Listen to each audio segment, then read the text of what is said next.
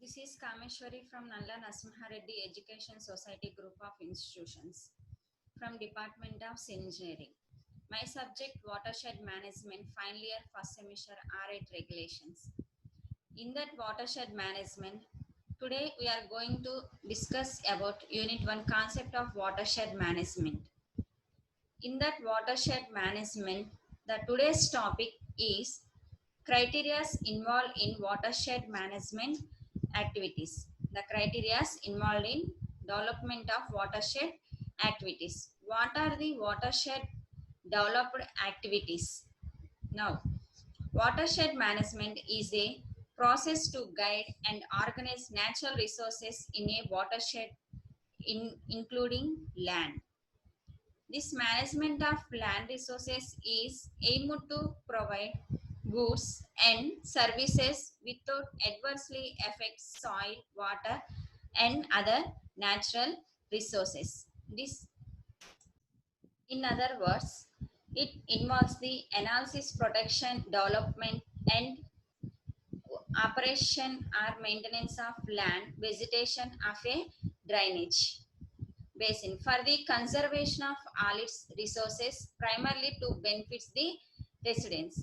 The main aim of watershed management is the sustainable utilization of natural resources to improve the living standards of the populations. Some of the various consideration of watershed management include the following: availability of adequate amount of clean water for the population. Once again, availability of adequate amount of clean water for the population, so we can provide clean water to the peoples. And also, the standard quality of water needs to be maintained for the well-being of the inhabitants. Sufficient measures to be taken for conservation and preservation of natural resources on which local livelihoods services.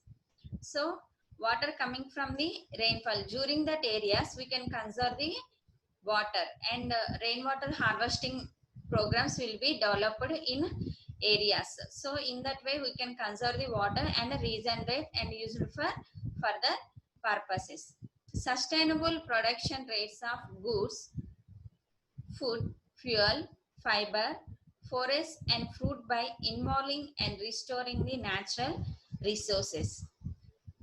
Prevention of natural hazards that can have a negative impact on ecosystem management and restoration.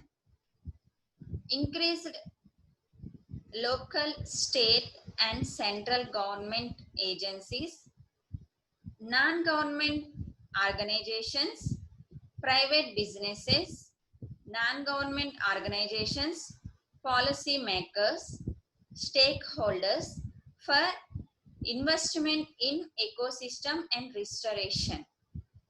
Public involvement and their education on wise management practices by way of press releases, WhatsApp, brochures, newsletters, meetings and workshops, emails and media.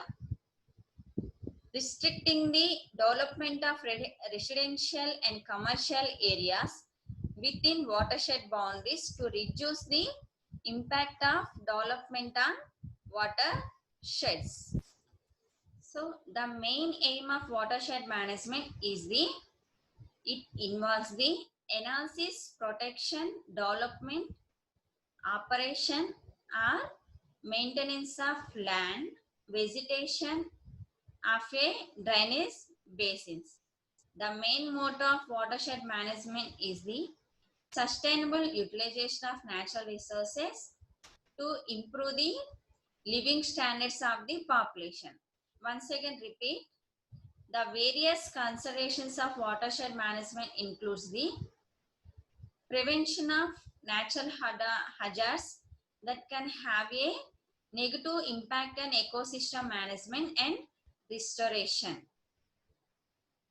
and availability of adequate amount of clean water for the population, to provide the adequate clean water to the population, and also provide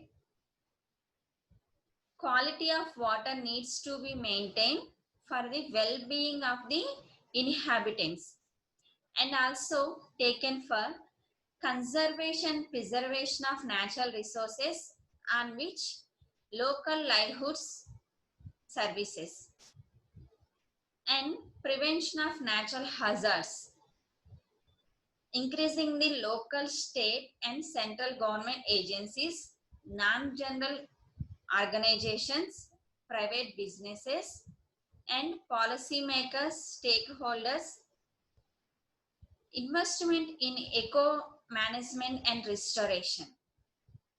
The public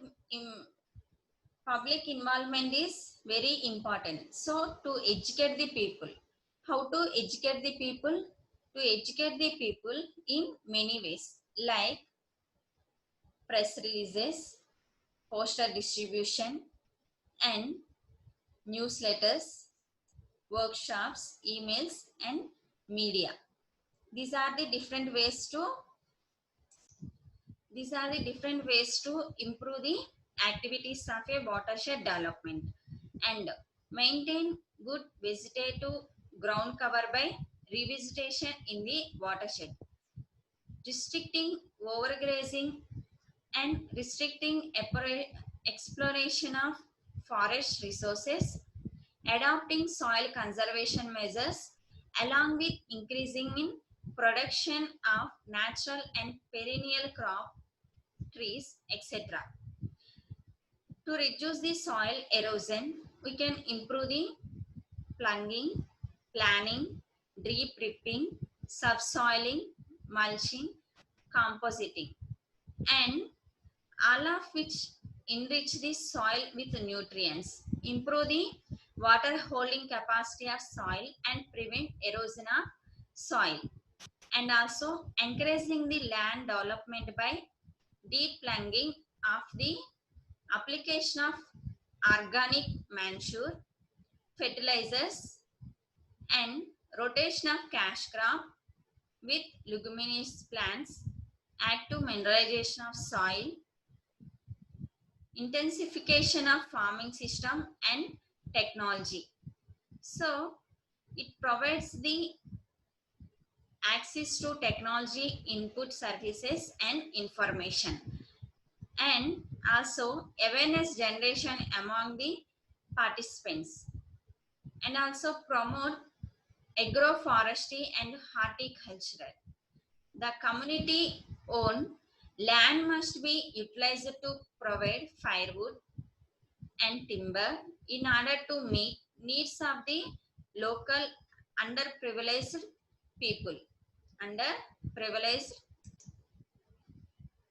trees must be grown in government wastelands, panchayati land, as well as village common land around. Horticulture involves the practice of growing food crops and fruits and vegetables, encouraging people participation.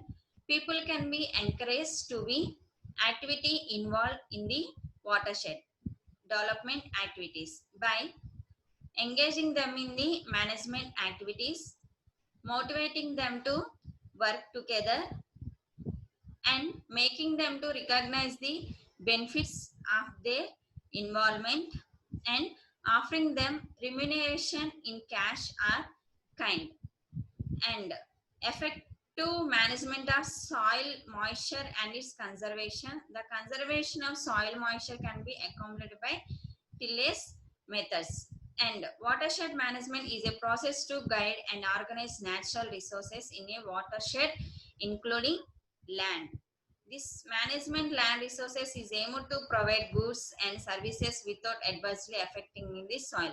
These are the points for criteria involved in watershed management activities and also watershed management practices in India. Thanks.